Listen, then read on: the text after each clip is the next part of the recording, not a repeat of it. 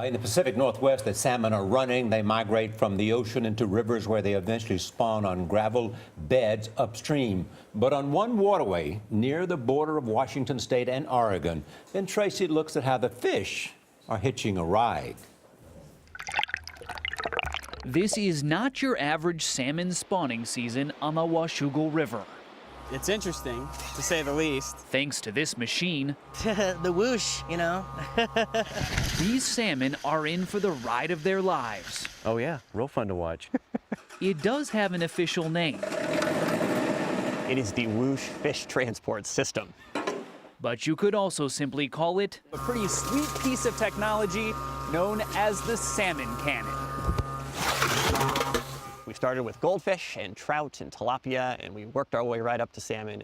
Todd Deligan is the vice president of Whoosh Innovations. It's the sound of an object traveling in the tube. The contraption took just 20 minutes to set up. It moves salmon from this holding pen through a pressurized tube, and with the help of a little water, 5 seconds later, they reach a truck 150 feet away.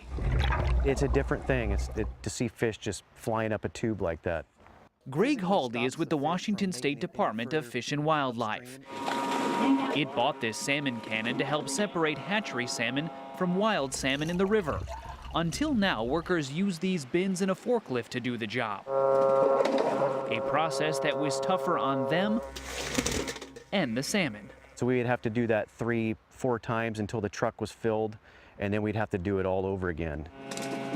The salmon cannon gets it done in half the time, with a lot less labor, and they say with no danger to the fish. All right, show us how you do this. So I've got a hatchery buck here. Insert it, and the whoosh does its thing. Originally, this technology was designed to move apples from tree to truck in less time and without bruising them. And then one day the company wondered, could they make fish fly? When you realized this thing could move fish through the way it does, what was the reaction of your team? We laughed at first, and then we thought that this really has the potential for addressing some of the very serious issues that we face here in the Pacific Northwest. Drought in the West is dramatically drying up salmon runs. Man-made dams on rivers have kept some species from their spawning grounds for decades. Some dams are now being destroyed, but on other rivers, it could be the salmon cannon to the rescue. Instead of trucking the fish around the dam, they would just shoot them up and over the dam. Even easier than shooting fish out of a barrel.